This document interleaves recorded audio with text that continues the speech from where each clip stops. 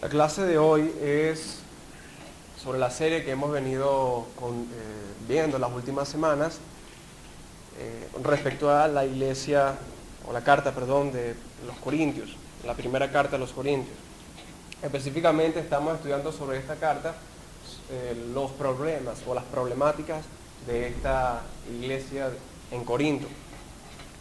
La noche de hoy voy a hablar sobre el problema que los corintios tenían con la cena o con la administración y la participación en la cena del Señor. Acompáñenme a Primera de Corintios, capítulo 11, versículo 17.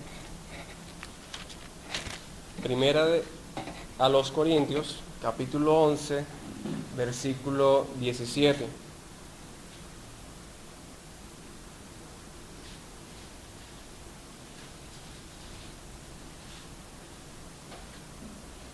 Quizás a algunos les parecerá extraño, algunos hermanos me lo preguntaron por qué saltamos del capítulo 5 al capítulo 11, el pastor enseñó la semana pasada sobre el capítulo 5, pero la razón es que hemos decidido hacerlo por tema y me pareció que este tema tiene mucha relación con el tema de mi primera clase, que es la división. Ya les explicaré por qué. 1 Corintios 11, 17 dice: pero al anunciaros esto que sigue, no os alabo, porque no os congregáis para lo mejor, sino para lo peor. Pues en primer lugar, cuando os reunís como iglesia, oigo que hay entre vosotros divisiones, y en parte lo creo, porque es preciso que entre vosotros haya divisiones para que se hagan manifiestos entre vosotros los que son aprobados.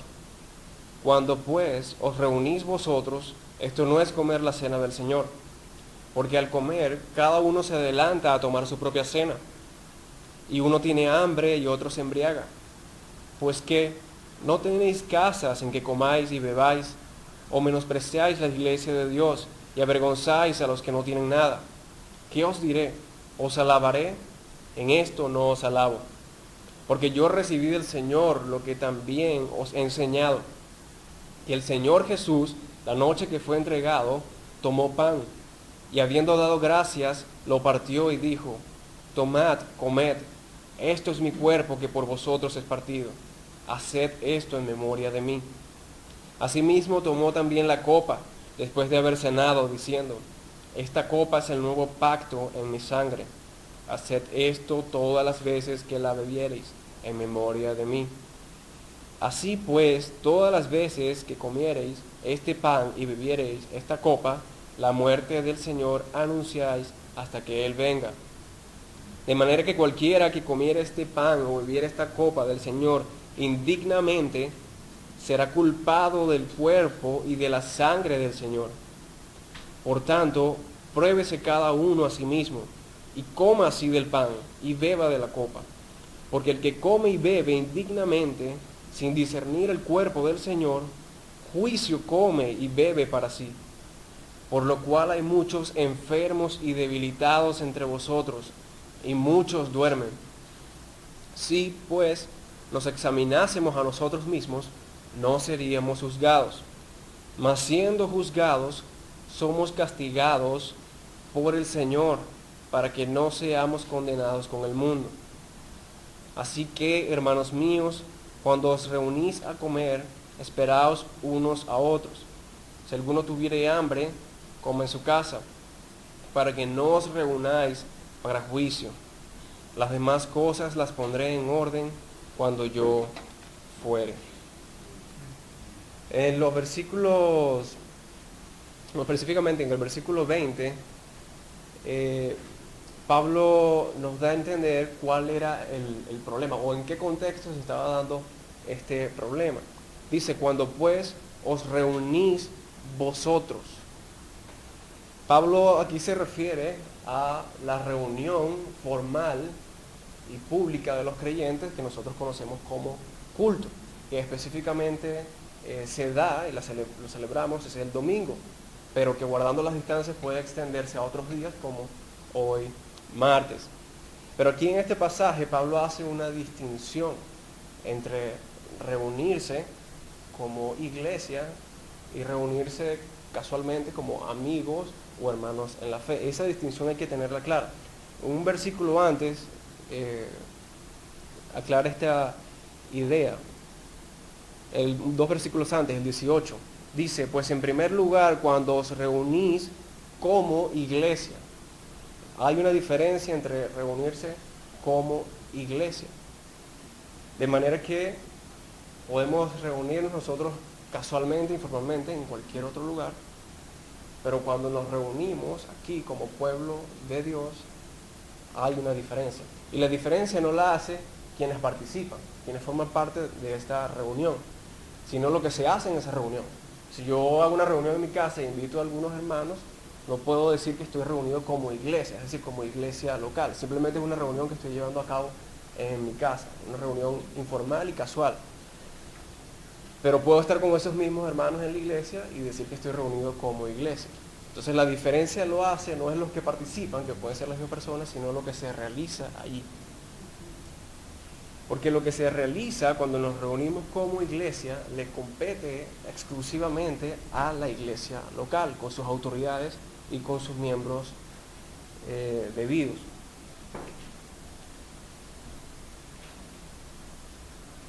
Ahora, aquí Pablo específicamente, hablando sobre la cena del Señor, confina este acto de la cena a la iglesia local. Lo limita a la reunión de los creyentes. Un amigo mío, un hermano en la fe y muy cercano, tiempo atrás formó parte de una organización evangelística y paraeclesiástica que se encargaba de expandir el evangelio, predicar el evangelio en las universidades de Venezuela. Para los que no lo sepan, este tipo de organizaciones paraeclesiásticas son entidades, podemos llamarlo así, que hacen un trabajo evangelístico pero fuera de la iglesia local, sin una relación con alguna iglesia local. Incluso la misma palabra, el paraeclesiástico, el prefijo para, significa literalmente fuera, de margen. De modo que paraeclesiástico sería fuera de la iglesia. Pero este hermano me contaba que en sus reuniones, me contaba algunas de las cosas que ellos hacían, que ellos practicaban. Y muchas de las cosas que ellos hacían son las cosas que Dios ha ordenado que se hagan solo en la iglesia local. Cosas como la administración del bautismo, cosas como la cena del Señor. A mí me espantó un poco y luego le expliqué a este hermano la distinción. Pero es una diferencia que solemos pasar por alto y a veces creemos que la entendemos. Hemos estudiado la Confesión de Londres, que habla de la iglesia invisible, universal, la iglesia local, la iglesia invisible, pero a veces cuando vamos a debatir sobre algún tema en particular decimos, pero bueno, ¿qué tiene eso de malo? Si yo hago esto en mi casa, ¿por qué no lo puedo hacer en la iglesia también? Porque hay una diferencia.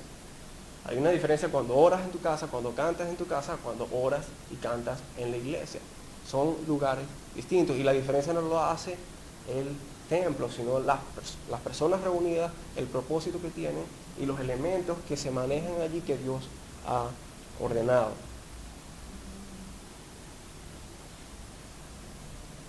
Ahora, si ustedes les preguntan a estas personas como de esta organización, como la que pertenecía mi amigo, ellos les dirán que no pertenecen a ninguna denominación y que no se quieren sujetar a ninguna doctrina de hombre, lo que en la realidad significa que no quieren sujetarse a ninguna iglesia local ni a ningún pastor. Prefieren ser libres y crear sus propias estructuras, programas, autoridades, miembros, etc. Y este error los había llevado a ellos al punto de que muchos no se congregaban los domingos porque creían que era suficiente con reunirse en la semana en esta organización. Y esta confusión o esa satisfacción, podemos decir lo que tenían, se debe al hecho de que estaban haciendo cosas como iglesia cuando no eran iglesia. Así que es importante entender esta diferencia y es solo, yo sé que muchos aquí lo tienen claro, pero es importante entender que Pablo lo está hablando específicamente de la iglesia local, lo que se hace dentro de la iglesia local, y que confina la realización de la cena a la iglesia local. Sin embargo, el mero hecho de estar reunidos no significa que haremos las cosas bien. Fíjense que Pablo en el versículo 34 dice, les advierte para que no os reunáis para juicio. Dice que si alguno tuviera hambre, coma en su casa para que no os reunáis para juicio. De modo que ellos podían reunirse para bendición, para adorar al Señor, pero podían reunirse también para juicio, porque como dije, el mero hecho de reunirnos no significa que haremos las cosas bien. Los corintios estaban reuniendo como iglesia, pero no estaban celebrando la cena del Señor correctamente. Y hasta el punto de que el Señor les dice que lo que ellos hacían no era comer la cena del Señor. En el versículo 20 dice, cuando pues os reunís vosotros, esto no es comer la cena del Señor. Lo que hacían era cualquier otra cosa menos la cena del Señor, menos la ordenanza, el sacramento que Cristo instituyó. ¿Por qué? Porque no lo estaban haciendo de la manera en que Cristo lo ordenó. No debemos, y esto es lo que nos enseña este pasaje, que no debemos engañarnos y creer que por llamar a una cosa de cierta manera, esa cosa va a ser lo que nosotros lo llamamos. Por yo decir que este atril es una mesa, este atril no se convierte en una mesa. Las iglesias actuales, por decir que son iglesias, no quiere decir que son iglesias. Lo que presentan como adoración, aunque ellos le llamen adoración, no significa que sea adoración. Debemos tener cuidado y ser celosos en guardar con pureza los elementos del culto que Dios nos ha ordenado. Y en este caso específicamente el de la cena del Señor. No sea que hagamos como Caín, que ofreció algo a Dios pensando que a Dios le agradaría. Él le llamaba a eso adoración, ofrenda, pero Dios no le llamaba adoración y ofrenda a lo que Caín le ofrecía. Por eso rechazó su ofrenda y aceptó la de Abel. ¿Por qué? Porque la de Abel era conforme a lo que Dios quería. Ahora, sobre la situación específica de Corinto, de la iglesia en Corinto. Este problema podemos resumirlo que era un problema de irreverencia, era un problema de irrespeto a un acto, a un sacramento solemne, importante, que el Señor mismo había instituido la noche que fue entregado. Pero para entender mejor la situación que sucedía, vamos a leer el versículo 21 y hablaré un poco sobre el contexto de la iglesia en Corinto y de la celebración de la cena del Señor en la iglesia primitiva. Dice del 21, porque al comer cada uno se adelanta a tomar su propia cena, y uno tiene hambre y otro se embriaga. Pues que no tenéis casas en que comáis y bebáis, o menospreciáis la iglesia de Dios y avergonzáis a los que no tienen nada. ¿Qué os diré? Os alabaré, en esto no os alabo. Este pasaje anteriormente cuando lo leía me causaba algunos problemas, algunas dudas, porque no entendía realmente la situación. ¿Por qué Pablo les dice que cada uno se adelantaba a tomar su propia cena y que si algunos tenían hambre comían y que algunos se apresuraban y se comían todo y no les dejaban todos los demás?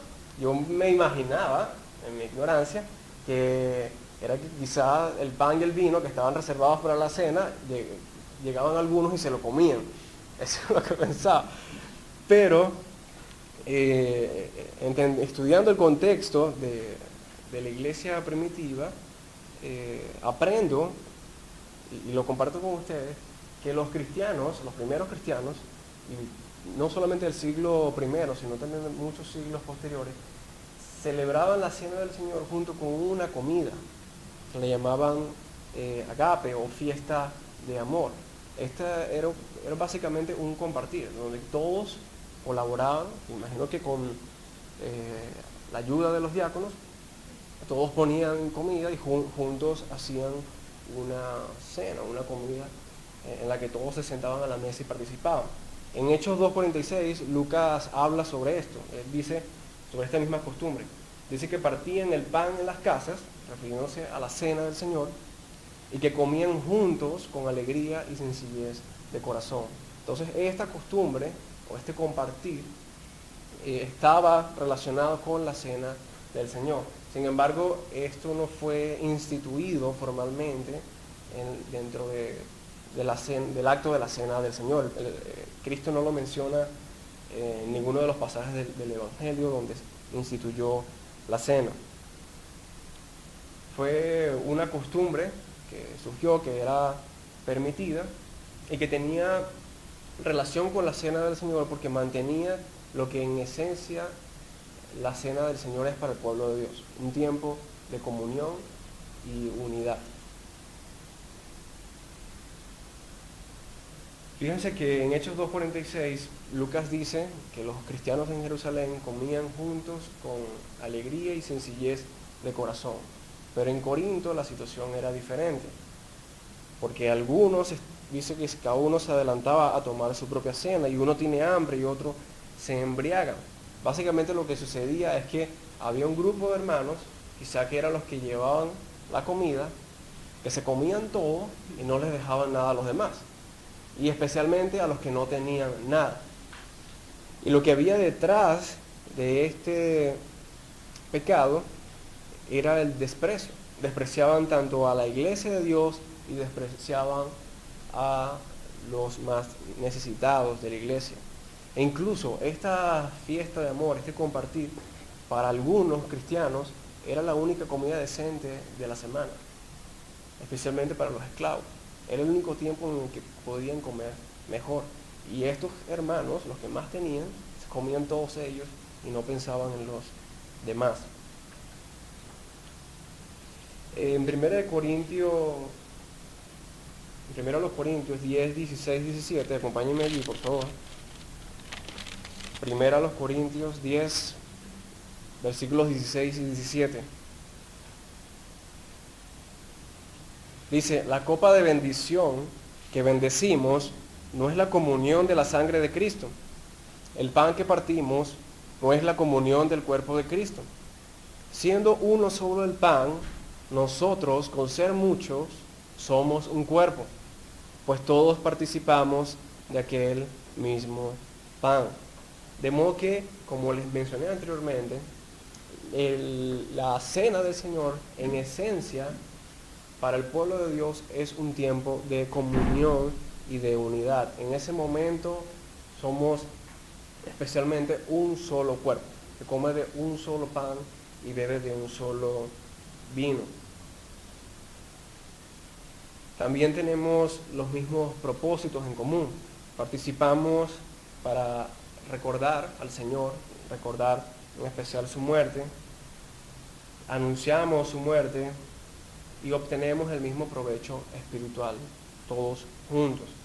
La cena del Señor no es un acto individualista, sino colectivo, y en este sentido, este acto de la cena es diferente a otros elementos del culto y de la adoración, como por ejemplo el bautismo, el cual recibimos cada uno en particular, o como por ejemplo la oración puede ser tanto colectiva como privada, el cántico puede ser también tanto colectivo como individual, puede ser público o puede ser privado, pero la cena del Señor se diferencia en que es un acto público, no podemos realizarlo en nuestras casas, solamente debemos realizarlo cuando estamos reunidos como iglesia, por la naturaleza del mismo acto, que es un tiempo de comunión. De modo que los corintios estaban yendo contra la esencia de lo que era la cena, contra el propósito práctico de la cena, que era mantener la unidad del cuerpo. Pero lo peor, y que es incluso peor que despreciar a los hermanos pobres, y lo que Pablo aquí reprende, es que ellos participaban de la cena indignamente. Pablo dice que participar bajo esta condición, con desprecio, con egoísmo en el corazón, es participar indignamente de la cena. Es decir, es no darle la reverencia debida a este acto. Con esto Pablo no se refiere a la dignidad de la persona, porque si así fuera ninguno de nosotros pudiera participar de la cena, porque todos somos indignos. Y ser indigno es no ser merecedor de algo. Entonces Pablo no se refiere a nuestra dignidad personal. Más bien Pablo se refiere a la actitud o al espíritu con el que participamos en la cena. Los corintios participaban con egoísmo y menosprecio. Y con todo eso en sus corazones no podían discernir los misterios espirituales detrás de la cena. Por eso Pablo les dice en el versículo 29, porque el que come y bebe indignamente, sin discernir el cuerpo del Señor, juicio come y bebe para sí. De modo que participamos indignamente es cuando no estamos conscientes de los misterios espirituales que hay detrás de ese acto simbólico. ¿Y cuáles son esos misterios? Que Cristo murió por nosotros, que Él es nuestra comida y bebida espiritual, y que Él pronto vendrá por su iglesia y que compartiremos la misma cena con Él. Si no participamos de la cena teniendo en cuenta estos misterios, estas enseñanzas espirituales, entonces la estamos tomando indignamente, porque solo la tomamos por un mero ritualismo, por mera costumbre, por cumplir con algo más que en la iglesia debemos hacer. Y este es un pecado que se halla hoy en muchas iglesias, pero que también se puede hallar en nosotros, por lo tanto debemos guardarnos.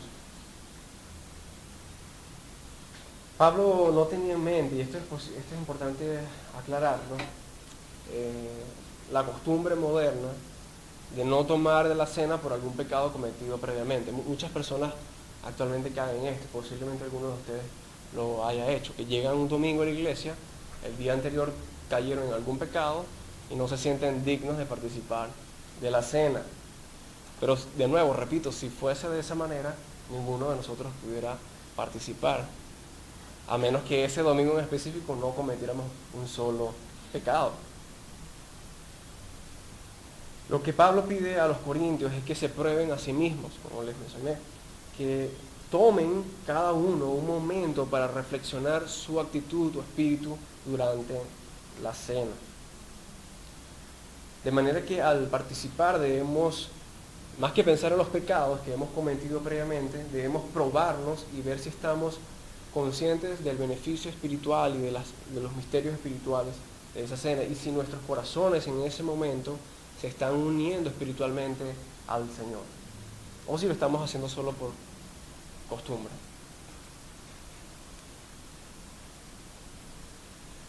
En los versículos 29, en el versículo 29, Pablo dice que el que come de esta manera y bebe de esta manera indignamente, juicio come y bebe para sí. En el versículo 27 dice que el que lo hace indignamente será culpado del cuerpo y de la sangre del Señor. Y en el 30 dice, por lo cual hay muchos enfermos y debilitados entre vosotros, y muchos duermen. Si pues nos examinásemos a nosotros mismos, no seríamos juzgados, mas siendo juzgados somos castigados por el Señor. Fíjense, castigados por el Señor, para que no seamos condenados con el mundo. Y en el versículo 34, finalmente dice, para que no os reunáis para juicio. Aquí Pablo les está advirtiendo de todos estos versículos que participar indignamente de la cena traería como consecuencia un castigo temporal de parte de Dios sobre ellos. Y estos castigos eran particularmente castigos físicos. Vemos el versículo 30 que Pablo los menciona: enfermedad, debilidad e incluso muerte. Allí dormir significa muerte, ya que en la Escritura siempre se habla de la muerte del creyente como una etapa de sueño. Esto era una disciplina que Dios estaba ejerciendo hacia los corintios. Y este tipo de disciplina parece severa para los cristianos modernos, que no entienden lo que significa la disciplina y que no tienen ningún temor de Dios, ni tienen un concepto correcto de Dios. Pero recordemos, por ejemplo, a David, que a pesar de que no murió por su pecado, tuvo que ver a su hijo morir. Y esto fue una consecuencia temporal por su pecado. Y es importante aclarar esto, que el pecado tiene consecuencias, nuestros pecados tienen consecuencias, pero no son consecuencias eternas. Es decir, no es que nuestros pecados van a tener como consecuencia el castigo eterno, el infierno, porque ya hemos sido salvados, es decir, ya hemos sido salvados una vez, cuanto más no lo seremos ahora. De modo que no es a lo que Pablo se refiere, no es este tipo de castigos, sino castigos temporales que Dios puede traer sobre los creyentes. En 1 de Juan 5:16, acompáñenme a ese texto. 1 de Juan 5:16, el apóstol dice: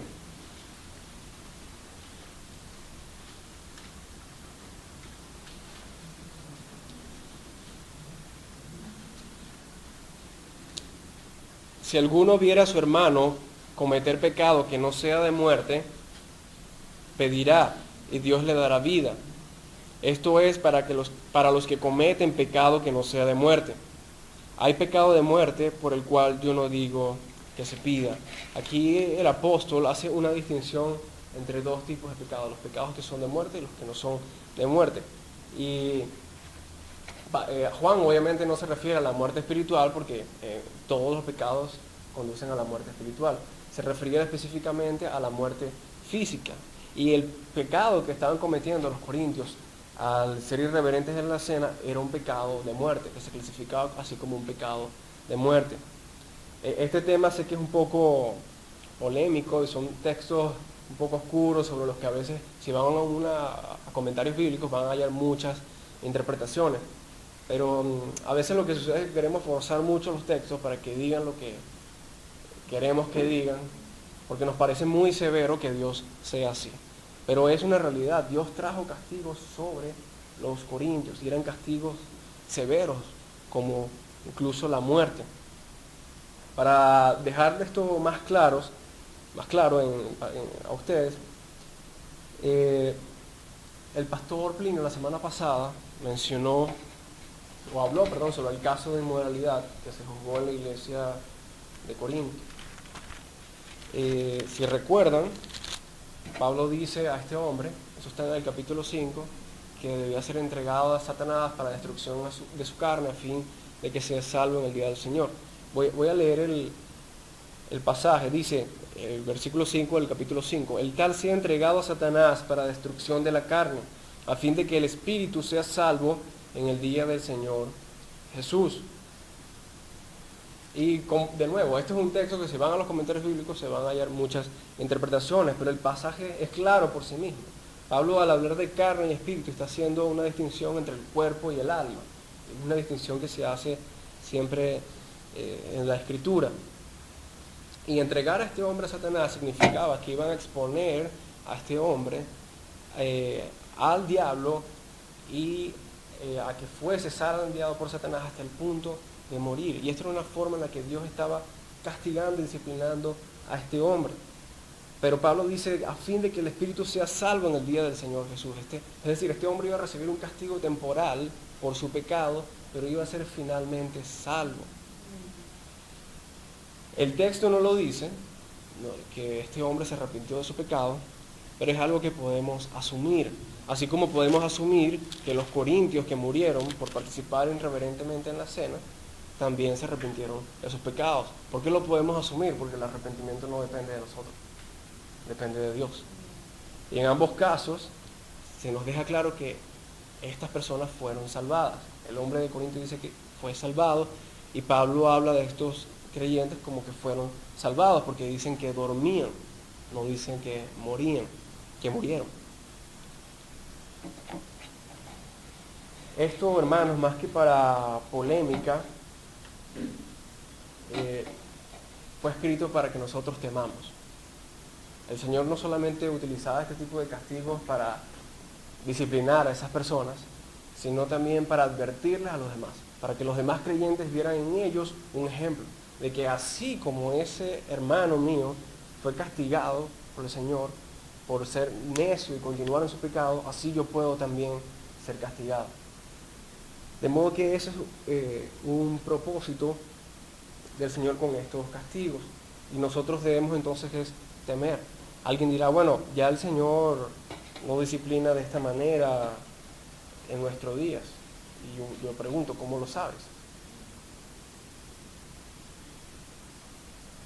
¿Cómo podemos aseverar que todas las enfermedades o debilidades o las muertes de algunos creyentes que conocimos no fueron a causa de algún pecado? Esto no significa que, como enseñan en muchas iglesias hoy, que toda enfermedad y que la muerte siempre tiene como causa el pecado. No significa esto para nada. Hay circunstancias, cada circunstancia es diferente, y hay circunstancias en las que una enfermedad puede tener como causa el pecado, pero hay otras en las que no, que puede ser simplemente una causa médica y parte de los propósitos del Señor. Lo que sí sabemos es que Dios hace todas las cosas para bien, y que incluso una enfermedad o muerte por castigo o por disciplina es un bien.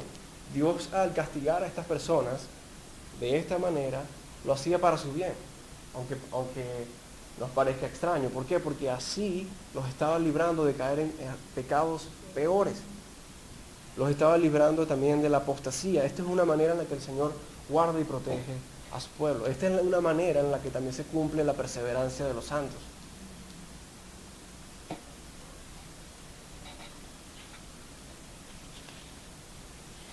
De modo que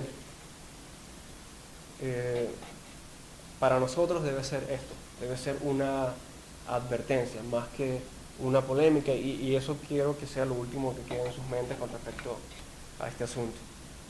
La salida que el apóstol Pablo ofrece a esta situación está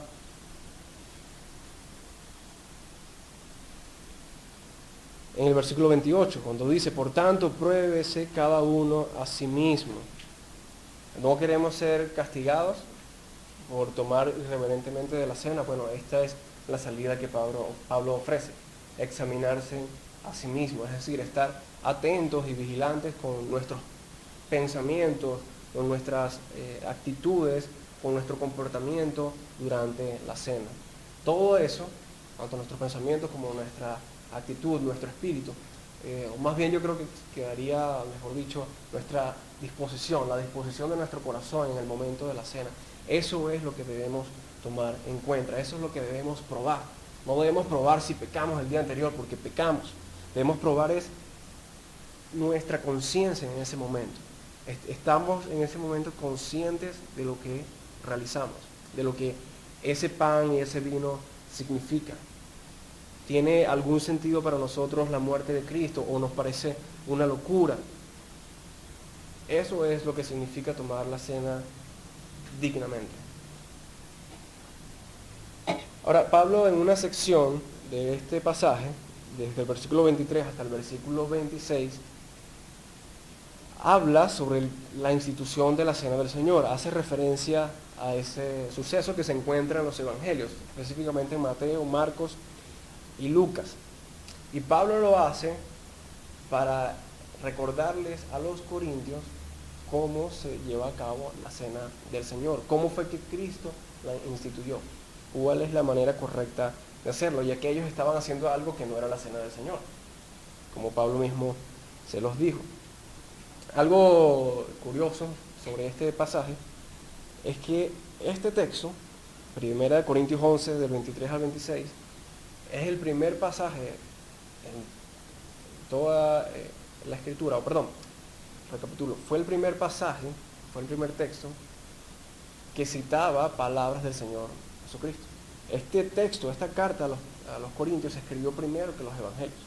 Los evangelios relatan también la institución de la cena, pero este pasaje se escribió primero, de forma que cuando Pablo dijo que esto lo había recibido del Señor, literalmente se refería a que lo había recibido del Señor.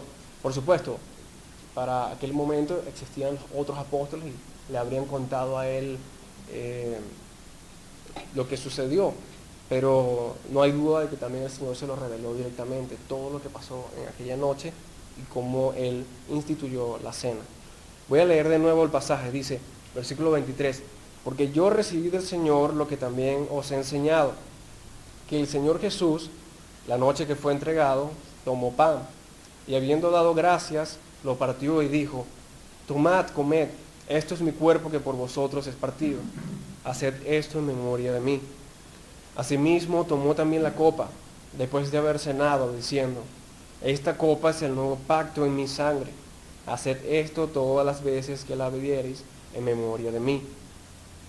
Así pues, todas las veces que comiereis este pan y bebiereis esta copa, la muerte del Señor anunciáis hasta que Él venga.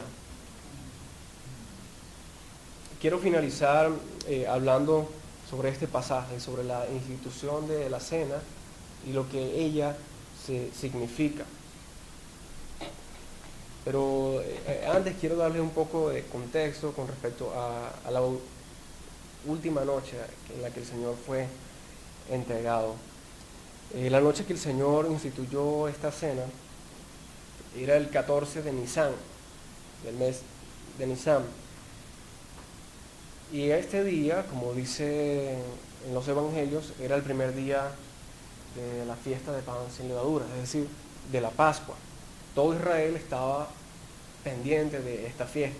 Durante el mes anterior, en las academias y en las sinagogas, de lo único que se hablaba era sobre la Pascua. Era un evento muy anticipado.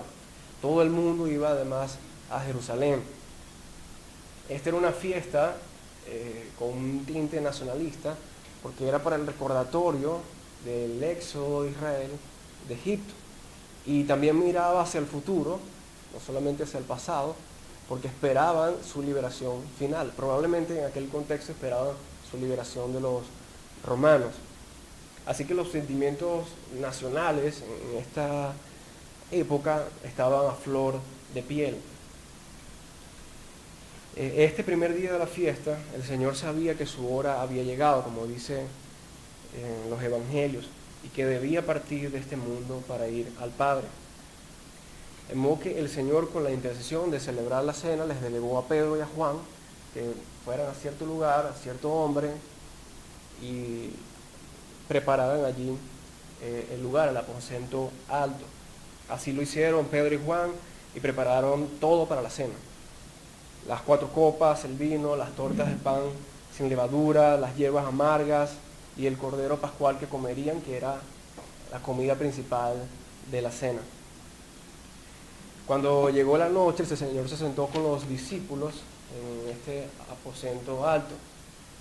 La cena se llevó a cabo, eran traídos los platos a la mesa, se mojaban las hierbas amargas en vinagre, se decía una bendición y luego se repartían. Partían las tartas o las tortas sin levadura, se elevaban copas con vino, se pronunciaban algunas palabras, se hacían oraciones y se cantaba la serie de salmos desde el 113 hasta el 118. Esos fueron los salmos que ellos cantaron. Y finalmente se pronunciaba una oración y se bebía de la copa. Esta era la primera parte del servicio. La segunda parte del servicio consistía en participar de la comida, que era el cordero pascual. Esta comida era un pan mojado, así le llaman los evangelios. Y este pan mojado consistía en varias cosas envueltas. En el cordero pascual, un pedazo de pan sin levadura y en hierbas amargas. Ese fue el pan mojado que el Señor le dio a Judas. Judas no participó de la cena del Señor, Judas participó solamente de la Pascua. Y el Señor le dio este pan mojado como una indicación a Juan, no a los demás discípulos, sino a Juan, que estaba a su costado derecho, de que Judas era quien le entregaría.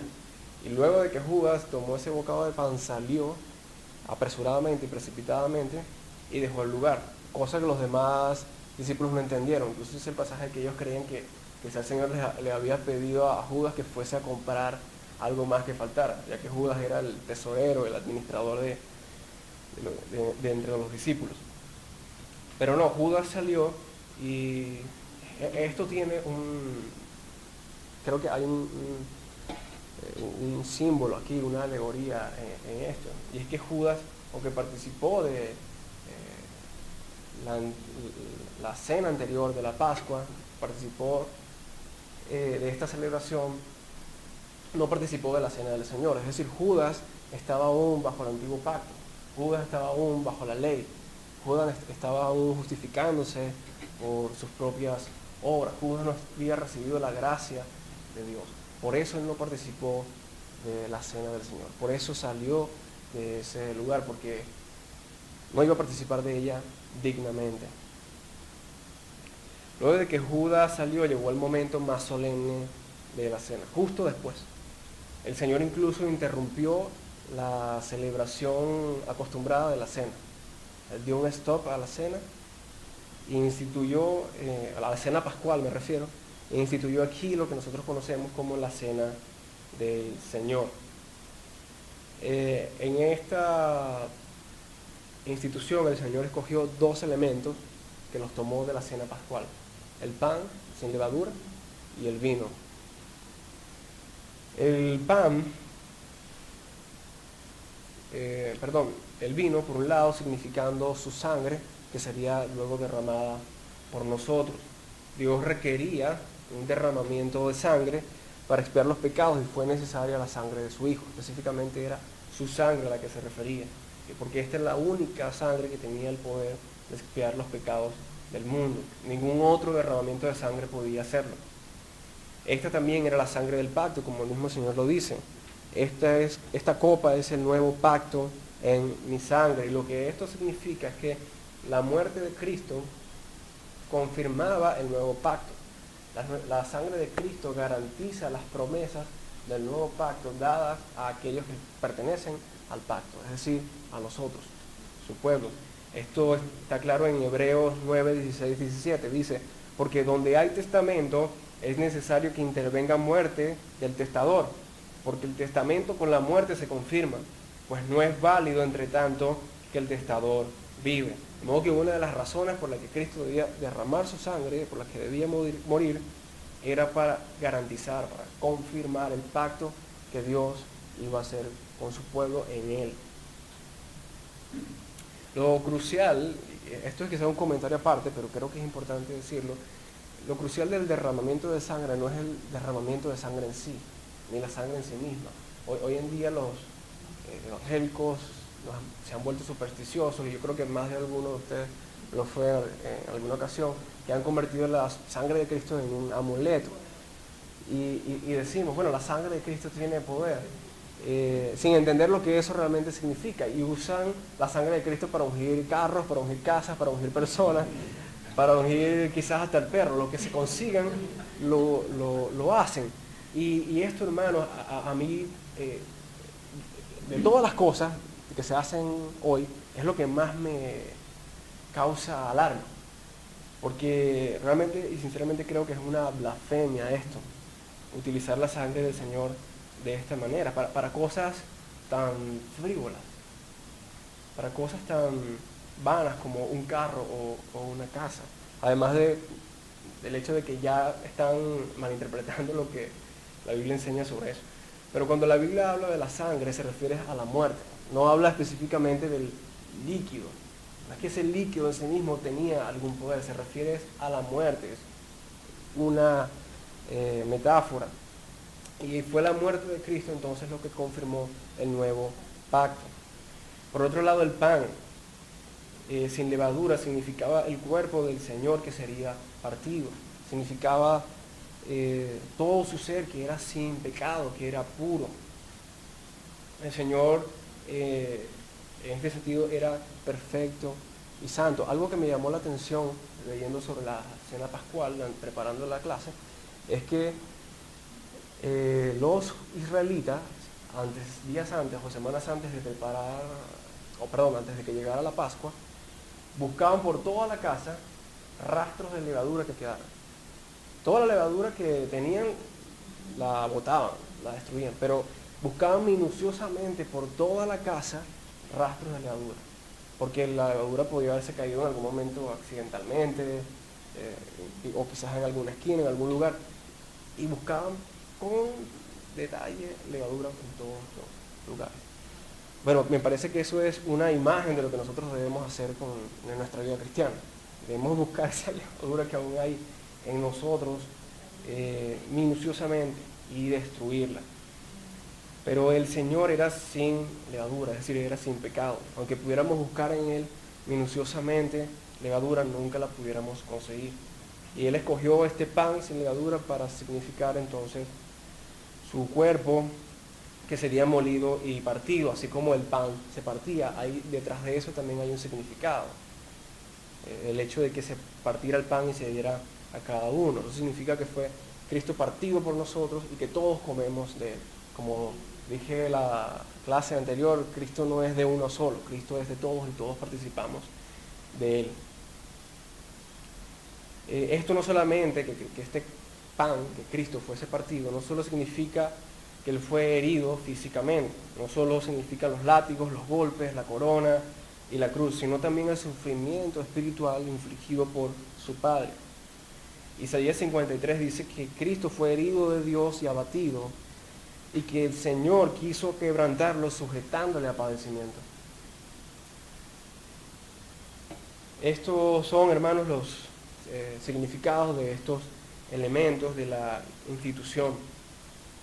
Pero, ¿qué significaba la institución como tal y qué significa para nosotros esta institución de la cena? No podemos creer que la intención del Señor es que la cena solo sirviera como un recordatorio. Ciertamente la cena es un recordatorio, el mismo Señor lo dice. En el versículo 25 del capítulo 11 dice, el 24 primero, dice, haced esto en memoria de mí, cuando se refiere a comer el pan. Y cuando se refiere a tomar del vino, dice, haced esto todas las veces que la bebéis en memoria de mí. De modo que cuando comemos y bebemos, debemos hacerlo en memoria de Cristo. Y esto era lo que los corintios no estaban haciendo. Cuando participaban de la cena, lo que había era en sus corazones el odio hacia aquel hermano, el desprecio hacia el otro hermano. Había solo ceremonialismo, ritualismo en ellos. Pero, como les decía, aunque hacerlo en memoria del Señor es una parte crucial, es esencial en la cena del Señor, ella no solamente se limita a eso. ¿Por qué? Porque si no, la cena del Señor no sería distinto a otras esferas de la vida cristiana. Nosotros podemos recordar la muerte del Señor en oración, cuando cantamos, cuando predicamos. Hay muchos otros elementos del mismo culto donde hacemos referencia a la muerte del Señor y la recordamos. Un significado más profundo y que está implícito en la cena es el de la nutrición. No solamente un recordatorio, sino que la cena es una nutrición, es una alimentación, porque comemos el cuerpo del Señor y bebemos la sangre del Señor para no tener hambre ni sed jamás. Cristo decía que Él era el pan de vida, que el que comiera de Él nunca tendría hambre. Así como el pan y el vino físicamente alimentan y sacian a la persona, así el cuerpo y la sangre del Señor nutren nuestro espíritu y lo sacian. Esta es una alimentación que es interior, espiritual y para el alma. No estoy hablando de la transustanciación. No estoy diciendo que el cuerpo de Cristo literalmente el pan se convierte literalmente en el cuerpo de Cristo y la sangre literalmente, el vino literalmente en la sangre de Cristo. Eso es lo que enseña la doctrina de la transustanciación, de modo que quienes enseñan esta doctrina dicen que literalmente en la cena se come la sangre, el pan y se bebe la sangre de Cristo, lo cual los reformadores en el siglo XVI condenaron como una herejía. Esto era practicado por la Iglesia de Roma y aún sigue siendo practicado por ellos hoy. No solamente es una herejía porque es una locura, va contra el sentido común, pensar que el pan y el vino se convierten en el cuerpo y la sangre del Señor, literalmente, sino que es también una blasfemia, así lo condenaron los reformadores, porque los católicos romanos sacrifican a Cristo todos los domingos en su celebración de la cena. Pero ahora, como les decía, a lo que se refiere es que comemos el cuerpo de Cristo y bebemos en su sangre, pero en un sentido espiritual, así como los israelitas. Vamos al capítulo 10 de Primera a los Corintios, un capítulo antes. Pablo aquí en este capítulo está hablando acerca de los padres, acerca de los israelitas del antiguo pacto. Y está hablando acerca de su éxodo. En el versículo 3, en el versículo 4 dice, y todos comieron, refiriéndose a los israelitas, el mismo alimento espiritual, y todos bebieron la misma bebida espiritual, porque bebían de la roca espiritual que los seguía, y la roca era Cristo. Cuando los israelitas comieron del maná que Dios envió del cielo, estaban comiendo a Cristo en un sentido espiritual. Cuando ellos bebieron del agua que salió de la peña, estaban bebiendo a Cristo en un sentido espiritual. Ellos lo estaban prefigurando, estaban viendo hacia adelante. Ahora nosotros vemos hacia atrás. Por eso es que es un recordatorio, y eso es lo que significa que es un recordatorio, que vemos ahora hacia atrás, como lo que ya fue cumplido, como lo que ya se cumplió. Por eso la cena del Señor no es un acto de sacrificio. No estamos crucificando al Señor cada domingo como enseñan los católicos romanos. Estamos haciendo es un recordatorio de un sacrificio que se hizo una vez y para siempre, lo cual está muy claro en la carta a los Hebreos, que les recomiendo que estudien porque les aclarará muchas cosas con respecto a la muerte del Señor. Hay un error que creo que muchos cometen, e incluso algunos de los que están aquí lo pueden hacer, y que tiene relación con lo que decía al principio sobre el hecho de que vamos a la cena pensando en los pecados que cometimos el día anterior. Este error consiste en que cuando hacemos eso, vamos a la cena buscando perdón.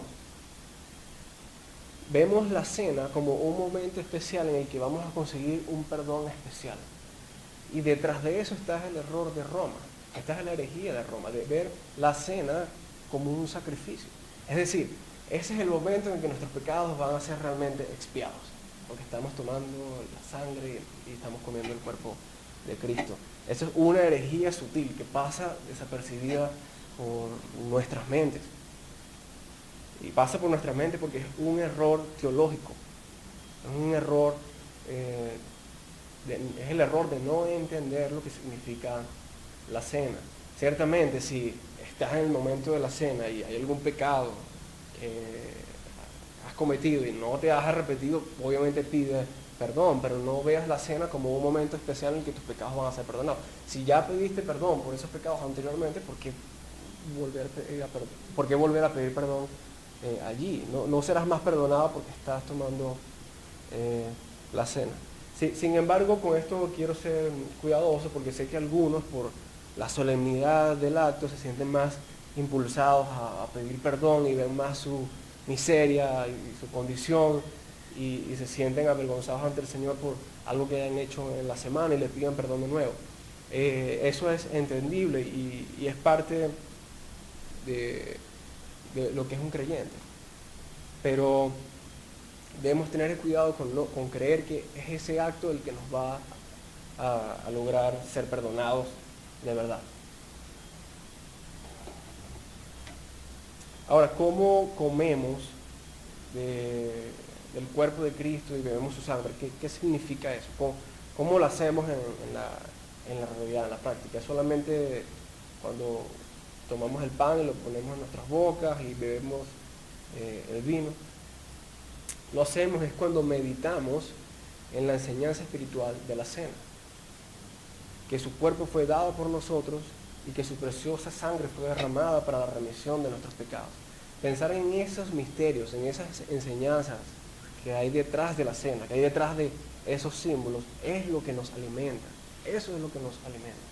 Esa es la manera en la que Dios imparte su gracia. No es una cuestión mística, no es algo súper misterioso, que el pan y el vino tienen algún poder y te harán ser más santo, más cristiano. No, es lo que ellos significan. Y cuando tú meditas en lo que es ese pan y ese vino significan, entonces tú te alimentas espiritualmente.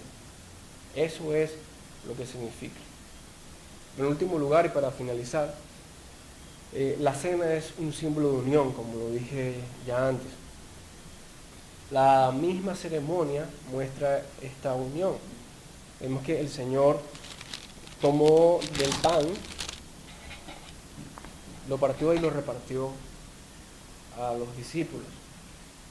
E igualmente tomó la copa, bebió de ella y la pasó a los demás discípulos. Detrás de eso es un símbolo de lo que la cena significa.